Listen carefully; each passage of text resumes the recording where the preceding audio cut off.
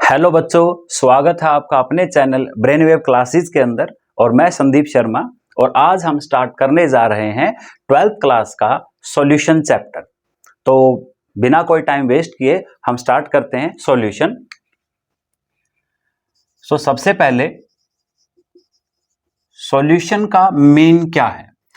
जैसा कि आपने 9th क्लास के अंदर पढ़ा था, सॉल्यूशन के दो कंपोनेंट मेन होते हैं। तो सॉल्यूशन की अगर हम डेफिनेशन यहां से लिखें तो solution is a homogeneous mixture of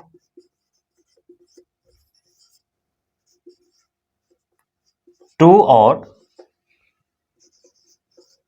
more components.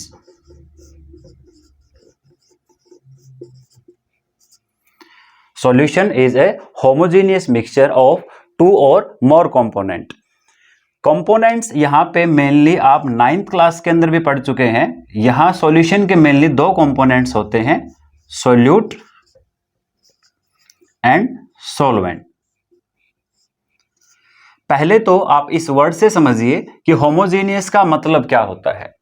Homo means होता है आपका सेम, यानी जो भी आप यहां पे 2, 3, 4 या जितने भी कंपोनेंट्स का आप मिक्सचर बनाएंगे, उनकी जो कंपोजिशन है, कंपोजिशन मतलब जिन भी पार्टिकल से मिलके वो बने हैं, उनकी कंपोजिशन एंड प्रॉपर्टीज,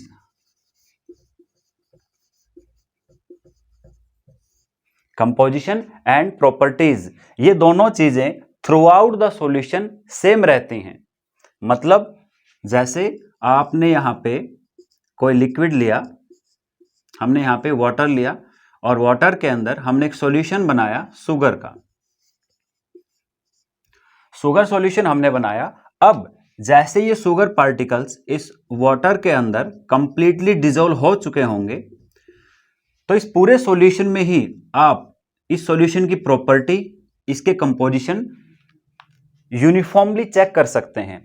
आपने अगर यहां से कोई पार्ट चेक करना चाहा कि हम इसका यहां से टेस्ट चेक करते हैं, तो यहां से भी आप इक्वल ही स्वीट लगेगा, यहां से लेंगे तब भी इक्वली स्वीट मिलेगा। इसका मतलब ये हुआ कि ये जो शुगर है ये वाटर पार्टिकल्स के अंदर यूनिफॉर्मली डिस्ट्रीब्यूट हो चुका है।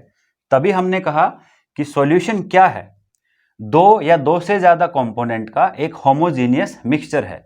होमोजेनियस का मतलब शुगर वैसे सॉलिड था, वाटर आपका लिक्विड फॉर्म में है। शुगर और वाटर जब भी मिलते हैं तो एक लिक्विड सॉल्यूशन बनाते हैं। और लिक्विड सॉल्यूशन का मतलब यह हुआ कि इनके अंदर कोई सेपरेशन लेयर दिखाई नहीं देती। जैसे हम एक सॉल्यूशन और बना लेते हैं, लिक्विड के अंदर, वाटर के अंदर हम यहां पे ऑयल को मिक्स कर देते हैं। अब आपने देखा होगा ऑयल की डेंसिटी वाटर से कम होती है, इसीलिए ये वाटर के ऊपर फ्लोट भी करता है। अब थोड़ी देर बाद अगर हम इसको अनडिस्टर्ब छोड़ देते हैं तो उसमें क्या देखेंगे कि ऑयल वाटर के ऊपर के हिस्से में क्या करेगा, फ्लोट करेगा और वाटर नीचे रहेगा। और इन दोनों के बीच में एक लेयर दिखाई देगी जिसको हम बोलते हैं सेपरेशन लेयर,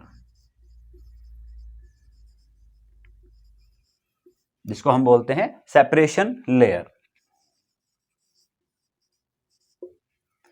ऐसे मिक्सचर को हम हेट्रोजीनियस मिक्सचर के अंडर काउंट करते हैं। ये जो मिक्सचर हैं वो हेट्रोजीनियस मिक्सचर है।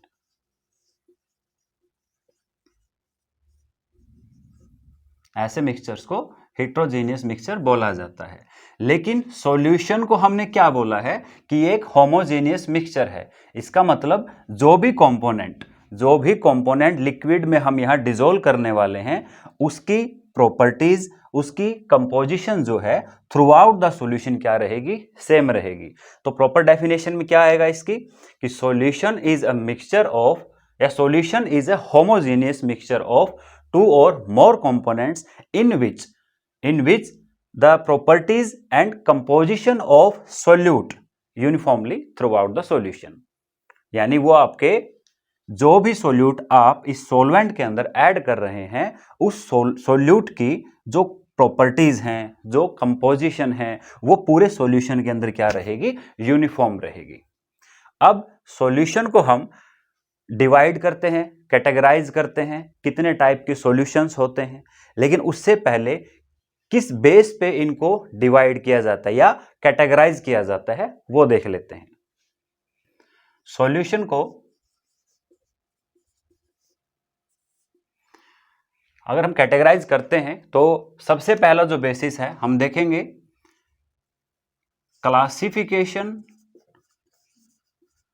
Classification of solution on the basis of number of components. Number of components मतलब ये मेन चीज है आपकी अब की बार कि classification of solution on the basis of number of components. Components का मतलब अभी मैंने आपको बताया कि सॉल्यूशन के अंदर मेनली जो हमें पढ़ने हैं वो आपके दो टाइप के कंपोनेंट्स होते हैं, एक सॉल्यूट और एक सॉल्वेंट। बट ये कुछ ऐसे सॉल्यूशन हैं कि जो नंबर ऑफ कंपोनेंट्स हम क्या कर सकते हैं, दो से ज़्यादा भी कर सकते हैं, 3 भी हो सकते हैं, 4 भी हो सकते हैं। तो अगर ये कंपोनेंट्स बढ़ते रहते हैं तो सॉल्यूशन को क्या नाम दिया जाएगा। अगर आपका सॉल्यूशन जो आप प्रिपेयर कर रहे हैं उस सॉल्यूशन के अंदर एक ही सॉल्यूट है और एक ही सॉल्वेंट है, एक ही सॉल्यूट है और एक ही सॉल्वेंट है, इसका मतलब यहां पे टोटल कंपोनेंट्स क्या हुए, 2 कंपोनेंट्स हुए। और जब भी सॉल्यूशन में 2 कंपोनेंट्स होते हैं ऐसे सॉल्यूशन को बाइनरी सॉल्यूशन बोला जाता है। ऐसे सॉल्यूशन को बाइनरी सॉल्यूशन बोला जाता है। अगर ये कंपोनेंट 3 हो जाते हैं, मान लिया कि यहां पे हम 2 सॉल्यूट ले लेते हैं और दोनों सॉल्यूट को हम क्या करते हैं, एक सॉल्वेंट के अंदर डिसॉल्व कर लेते हैं, तो यहां पे 3 टाइप के टोटल हुए कंपोनेंट्स, 2 सॉल्यूट एक सॉल्वेंट, तो टोटल कंपोनेंट हुए 3 और इसको अब बोला जाएगा टेनरी सॉल्यूशन। अब उसको बोला जाता है टेनरी सॉल्यूशन। ऐसे कंपोनेंट्स अगर आप बढ़ाते जाते हैं कि यहां पे 3 सॉल्यूट और एक solvent, total number of components हो यहां पे 4, तो ऐसे सॉल्यूशन को क्वाटरनरी सॉल्यूशन बोला जाता है। ऐसे सॉल्यूशंस को क्वाटरनरी सॉल्यूशन बोला जाता है। ये कंपोनेंट्स और भी बढ़ सकते हैं, 4 के लिए क्वाटरनरी यूज करेंगे हम, 5 के लिए पेंटेनरी यूज करेंगे, 6 के लिए हेक्सेनरी यूज करेंगे। इस तरीके से नंबर ऑफ कंपोनेंट्स के बेस पे सॉल्यूशन को क्लासिफाई किया जाता है। अगली जो क्लासिफिकेशन हम देख रहे हैं कि अगर मैं सॉल्वेंट को चेंज कर लूं, मींस अगर सॉल्वेंट हमारा वाटर है तो उस सॉल्यूशन को क्या नाम दिया जाएगा, और अगर सॉल्वेंट हमारा वाटर से अलग है तो उस सॉल्यूशन को क्या नाम दिया जाएगा। तो नेक्स्ट क्लासिफिकेशन में हम देख लेते हैं।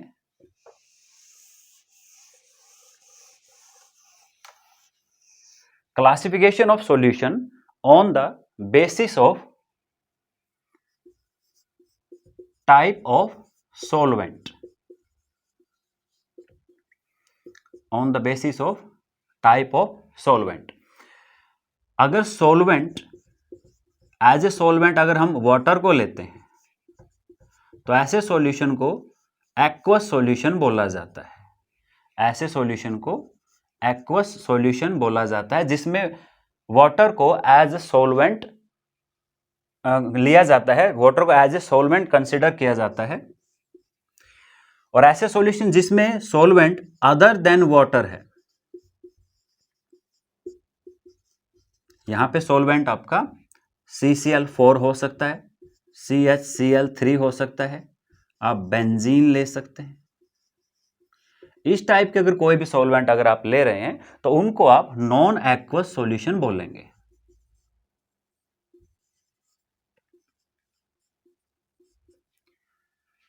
Classification of solution on the basis of types of solvent taken, आपने सॉल्वेंट किस टाइप का लिया है उसके अकॉर्डिंग इस सॉल्यूशन को नाम दे दिया जाता है। अगर सॉल्वेंट आपका वाटर है तो उस सॉल्यूशन को एक्वस सॉल्यूशन बोला जाएगा, और सॉल्वेंट पानी के अलावा अगर कोई भी है, अल्कोहल है, कार्बन टेट्राक्लोराइड है, क्लोरोफॉर्म है, बेंजीन है, कार्बन डाइसल्फाइड है, तो उस केस में सॉल्यूशन को नॉन एक्वस सॉल्यूशन बोला जाता है। तीसरे तरीके से हम सॉल्यूशन को क्लासिफाई करते हैं। देखिए, पहले तरीके से हमने सॉल्यूशन को क्लासिफाई किया नंबर ऑफ कंपोनेंट्स के बेस पे। सेकेंडली हम क्या कर रहे हैं, सॉल्यूशन को क्लासिफाई कर रहे हैं टाइप्स ऑफ सॉल्वेंट के बेस पे। तीसरा जो तरीका है सॉल्यूशन को क्लासिफाई करने का, वो हम करेंगे कि जो सोल्यूट और जो सॉल्वेंट हम ले रहे हैं उनकी फिजिकल स्टेट क्या है। मींस सोल्यूट आप कभी सॉलिड ले रहे हैं, कभी लिक्विड ले रहे हैं, और ऐसे ही सॉल्वेंट की हम क्या करते हैं, फिजिकल स्टेट चेंज करते हैं, और फिर उन सॉल्यूशंस के हम नाम देखते हैं कैसे बनेंगे।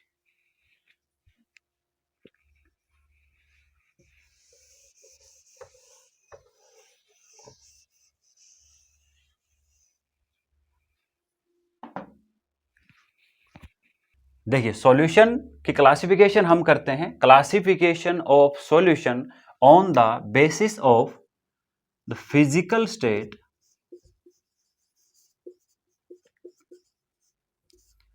the physical state of solute and solvent. Classification of solution on the basis of the physical state of solute and solvent. यहाँ पे जिस भी टाइप का सॉल्यूशन होगा, मीन्स सॉल्यूशन का नाम जिस चीज के ऊपर डिपेंड करता है वो होता है बेटा सॉल्वेंट। जिस टाइप का आप सॉल्वेंट ले रहे हैं उसी टाइप का वो सॉल्यूशन कंसिडर किया जाता है। जैसे हम यहां पे एक टेबल बना लेते हैं, सोल्यूट, यहां लिख लेते हैं सॉल्वेंट, सोल्यूट और सॉल्वेंट मिक्स होंगे तो बनेगा आपका सॉल्यूशन, और यहां किस टाइप का सॉल्यूशन बनेगा उसके एग्जांपल्स। देखिए, सबसे पहले हम सॉल्वेंट को ले लेते हैं सॉलिड, और यहां पे सोल्यूट को भी ले लेते हैं सॉलिड। तो सॉल्वेंट आपको पता है ज्यादा अमाउंट के अंदर होता है, ज्यादा क्वांटिटी के अंदर होता है, तो जैसा सॉल्वेंट होगा वैसा ही सॉल्यूशन बोला जाएगा। अब हम क्या बोलेंगे कि सॉलिड को सॉलिड के अंदर मिलाया गया, यानी कि इस सॉल्यूशन का नाम क्या बोला जाएगा, solid in solid, solid in solid. Solid in solid का क्या एग्जाम्पल बन सकता है, आप देखिए, जिसमें एक सॉल्यूट जो हम ले रहे हैं वो भी सॉलिड है और सॉल्वेंट जो ले रहे हैं वो भी सॉलिड है। तो सॉलिड इन सॉलिड के तौर पे हम यहां पे एग्जाम्पल के तौर पे ले सकते हैं एलॉयज। एलॉयज आपने सुना होगा 9th और 10th क्लास के अंदर भी, कि दो मेटल का मिक्सचर जो होता है उसको हम एलॉयज बोलते हैं। सोडियम के साथ अगर हम मर्क्यूरी को मिक्स कर देते हैं तो उसको हम सोडियम एमलगम बोलते हैं। That is the another type of solution. तो यहां पे सॉलिड को सॉलिड में मिक्स किया गया, तो हमने क्या बोला, सॉल्यूशन का नाम बोला सॉलिड इन सॉलिड, और एग्जाम्पल के तौर पे हमने लिया एलॉयज। सेकंड जो है, हम सॉल्वेंट को चेंज नहीं करते हैं, सिर्फ फिजिकल स्टेट चेंज की हमने सॉल्यूट की, उसको हमने लिक्विड ले लिया। अभी सॉल्यूशन का नाम क्या बनेगा, लिक्विड इन सॉलिड। तो यहां हम लिख सकते हैं लिक्विड इन सॉलिड। सॉल्यूशन को क्या बोला जाएगा, लिक्विड इन सॉलिड। अब यह सेकंड जो सॉल्यूशन हम ले रहे हैं वो लिक्विड इन सॉलिड का है, और लिक्विड इन सॉलिड के तौर पे अगर आप एग्जांपल देखेंगे तो यहां पे आप देखेंगे हाइड्रेटेड सॉल्ट, यहां देखेंगे हाइड्रेटेड सॉल्ट। अब हाइड्रेटेड सॉल्ट क्या होते हैं, 10th क्लास के अंदर आपने कुछ सॉल्ट्स देखे होंगे, जैसे copper sulphate .5H2O, ferrous sulphate .7H2O, sodium carbonate .10H2O। तो यहां पे ये जो मैं सॉल्ट ले रहा हूं इनके साथ आपको वाटर मॉलिक्यूल्स दिखाई दे रहे होंगे। इन वाटर मॉलिक्यूल्स को आप बोलते हैं water of crystallization, water of crystallization. मतलब ये जो सॉल्ट आप देख रहे हैं, इन सॉल्ट के अंदर ये वाटर मॉलिक्यूल एक कम क्वांटिटी के अंदर प्रेजेंट रहते हैं। कम क्वांटिटी में लिक्विड प्रेजेंट है, ज्यादा क्वांटिटी में सॉलिड प्रेजेंट है। कम क्वांटिटी में लिक्विड है और ज्यादा क्वांटिटी में सॉलिड है। तो ऐसे एग्जांपल्स को क्या बोलते हैं? लिक्विड इन सॉलिड सॉल्यूशंस बोलते हैं। और उनका एग्जांपल है हाइड्रेटेड सॉल्ट। यानी अगर इनके साथ ये वाटर मॉलिक्यूल नहीं है तो बेटा इनको बोला जाता है एनहाइड्रस सॉल्ट। इनको बोला जाता है एनहाइड्रस सॉल्ट। अब जिसके साथ भी ये जितने मॉलिक्यूल्स प्रेजेंट हैं उनको बोला जाएगा हाइड्रेटेड सॉल्ट, और ये जो वाटर मॉलिक्यूल्स हैं उनको बोला जाएगा water of crystallization. Third type के सॉल्यूशन में हम चलते हैं, सॉलिड, लिक्विड और अब की बार गैस। गैस इन सॉलिड, हम यहां पे सॉल्वेंट वही रखते हैं। गैस इन सॉलिड का एग्जाम्पल क्या हुआ? इस सॉल्यूशन को क्या बोलेंगे? Gas in solid. Gas in solid का एग्जाम्पल रहता है हाइड्रोजन ऑन प्लैटिनम मेटल। किसी मेटल सरफेस के ऊपर हाइड्रोजन गैस का डिपॉजिट हो जाना। जैसे 10th क्लास के अंदर आपकी एक रिएक्शन आती थी कि इथीन को अगर हम हाइड्रोजनेट करवाते हैं in the presence of nickel, platinum या पैलेडियम, तो ये जो इथीन है वो कन्वर्ट हो जाता है इथेन के अंदर। मींस एक हाइड्रोजन यहां अटैच हो जाता है, एक हाइड्रोजन यहां अटैच हो जाता है और ये कन्वर्ट हो जाता है इथेन के अंदर। इस रिएक्शन को हमने बोला था hydrogenation of ethene. Hydrogenation of ethene. अब बेटा जो हाइड्रोजन गैस है वो क्या करती है? वो निकेल, पैलेटिनम या पैलेडियम जो आप ले रहे हैं इनके सरफेस के ऊपर डिपॉजिट हो जाती है। तो यही हमने यहाँ पे एग्जाम्पल लिया है कि हाइड्रोजन गैस प्लेटिनम के सरफेस पे अगर डिपॉजिट हो रही है तो ऐसे सॉल्यूशन को हम gas in liquid, gas in solid solution बोलते हैं। ये 3 टाइप के सॉल्यूशन है। अब बच्चों हमें क्या करना है कि ये जो सॉल्वेंट हमने सॉलिड लिया है इनको सिर्फ हम चेंज करते रहेंगे। इनकी जगह पे अगर लिक्विड बना देंगे तब 3 टाइप के सॉल्यूशन और बनेंगे, और इनकी जगह जब हम गैस ले लेंगे तब 3 टाइप के सॉल्यूशन और बनेंगे। यानी ओवरऑल देखा जाए तो अगर हम फिजिकल स्टेट ऑफ सोल्यूट और सॉल्वेंट के बेस पे अगर हम क्लासिफाई करते हैं सॉल्यूशन को तो हमारे पास टोटल कितने टाइप के सॉल्यूशन बने? 9 टाइप के सॉल्यूशन हमारे पास बनते हैं। 3 टाइप के हम यहां पे देख चुके हैं। नेक्स्ट जो 3 टाइप के सॉल्यूशन बनेंगे जिनमें सॉल्वेंट आपका लिक्विड होगा,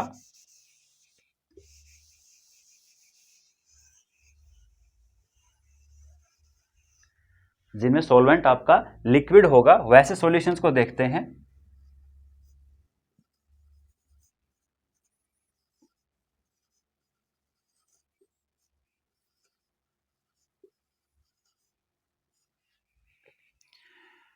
और सॉल्यूट क्या है? सॉलिड है।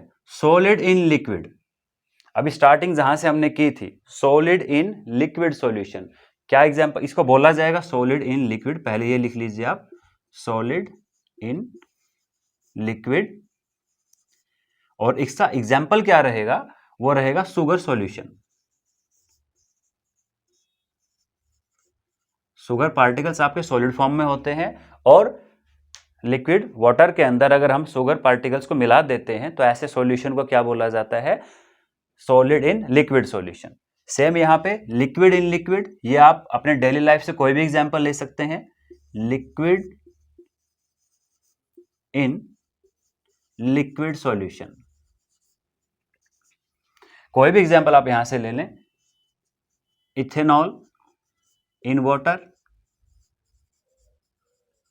Ethanol in water, acetone in water, यानी लिक्विड के अंदर लिक्विड का मिक्सचर। ऐसे ही आपका 6 टाइप का गैस इन लिक्विड,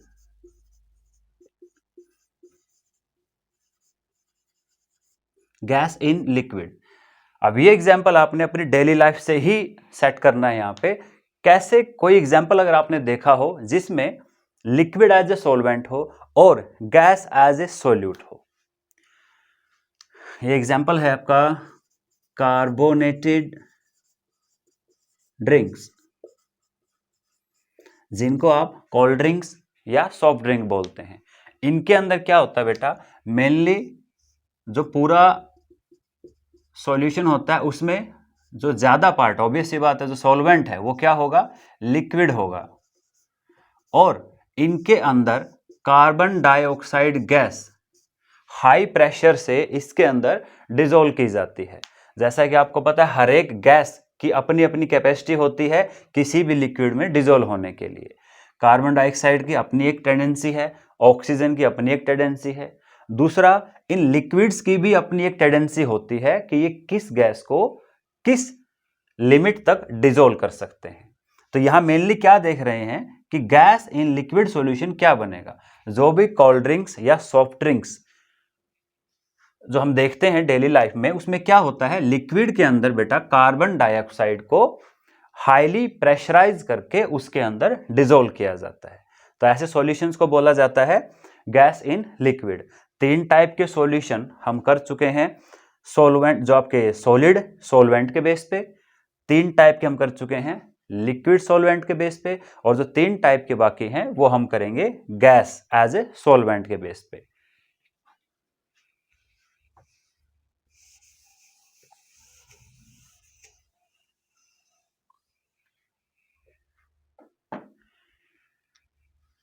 यहां सॉल्वेंट गैस को लिया जाएगा अब की बार। अब देखिए, solid in gas, solid in gas solution का नाम क्या बन जाए अब की बार, सॉलिड इन गैस। ऐसे याद रखेंगे आप एग्जाम्पल, एक मैं यहां पे लिख देता हूं। इसका सॉलिड इन गैस का एग्जाम्पल होता है कैम्फर। कैम्फर को स्टोर करते हैं जब हम नाइट्रोजन गैस के अंदर। तो सॉलिड इन गैस का एग्जाम्पल आपका। लिक्विड इन गैस मींस जिसमें सॉल्यूट लिक्विड है और गैस आपका सॉल्वेंट है। तो ऐसे सॉल्यूशन को क्या बोला जाता है, लिक्विड इन गैस। तो यहां हम लिख सकते हैं ह्यूमिडिटी इन एयर, यानी एयर के अंदर जो वाटर वेपर होते हैं, एयर की क्वांटिटी वहां पे ज्यादा होती है और जो आपके वाटर कंपोनेंट्स है या फिर वाटर पार्टिकल्स हैं उनकी क्वांटिटी वहां पे कम होती है। इसीलिए ह्यूमिडिटी इन एयर, ह्यूमिडिटी वहां पे यानी वाटर पार्टिकल्स वो आपके एज ए सोल्यूट हैं जिसकी क्वांटिटी कम है, और एयर जो है वो एज ए सोलवेंट है। तो एग्जाम्पल रहेगा humidity in air. Gas in gas, जिसमें गैस ही सोल्यूट हो और गैस ही सोलवेंट हो। तो इसका जो एग्जाम्पल है बड़ा आसान है, एयर, क्योंकि एयर के अंदर ऑक्सीजन, नाइट्रोजन, कार्बन डाइऑक्साइड और जाने कितनी गैसेज का यहाँ पे मिक्सचर होता है। तो यहाँ एयर जो है वो बड़ी क्वांटिटी में है, लार्ज क्वांटिटी के अंदर है, और बाकी जो गैसेज हैं वो स्मॉल क्वांटिटी के अंदर है। इसीलिए गैस इन गैस सॉल्यूशन का जो एग्जाम्पल रहेगा वो एयर रहेगा। तो बेटा आज हमने क्या पढ़ा कि सॉल्यूशन क्या होते हैं, ये एक होमोजीनियस मिक्सचर होते हैं जिनमें जो प्रॉपर्टी होती है वो यूनिफॉर्म होती है through out the solution.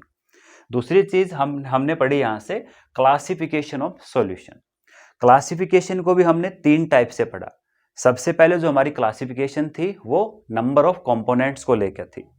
Number of components के बेस पे हमने देखा binary solution, tannery solution, quaternary solutions, वो सॉल्यूशंस हमने पढ़े। सेकेंडली जो हमारी क्लासिफिकेशन थी वो आपकी टाइप्स ऑफ सॉल्वेंट के बेस पे थी। मींस अगर सॉल्वेंट आप एज ए वाटर लेते हैं तो उसको हम एक्वस सॉल्यूशन बोल देते हैं, और वाटर के अलावा कोई और सॉल्वेंट लेते हैं तो हम उसको नॉन एक्वस की कैटेगरी में रखते हैं। थर्ड टाइप की जो आपने क्लासिफिकेशन यहां से देखी वो देखी basis of the physical state of solute and solvent. तो उसके बेस पे हमने क्या किया, सिर्फ सॉल्वेंट को चेंज करके पहले 3 सॉल्यूशन में सॉलिड, फिर लिक्विड और अब गैस, इन 9 के 9 सॉल्यूशंस के आप विद एग्जांपल याद रखेंगे। इसके बाद जो सॉल्यूशन हमारा है, किसी भी सॉल्यूशन में सॉल्यूट कितना प्रेजेंट है, कितने परसेंट में है, कितनी उसकी वॉल्यूम है, कितने नंबर ऑफ मोल्स हैं, मींस इन सभी चीजों को हम क्या बोल देते हैं, कंसंट्रेशन बोल देते हैं। सॉल्यूशन की कंसंट्रेशन बोल देते हैं, means amount of solute present in any solution, उसको हम बोलते हैं कंसंट्रेशन ऑफ सॉल्यूशंस। तो नेक्स्ट वीडियो के अंदर हम कंसंट्रेशन टर्म्स के बारे में पूरा यहाँ पे ब्रीफली एक्सप्लेन करेंगे। तब तक आप लोग यहां तक अपना कॉपी के अंदर नोट्स बनाइए और प्रॉपर जो भी आपको चीजें बताई जाती है उनको प्रॉपर अच्छे से नोट्स के तौर पे तैयार रखिए, ठीक है। और मिलते हैं नेक्स्ट वीडियो के अंदर जिसमें हम पढ़ने वाले हैं concentration of solution. Thank you बच्चों।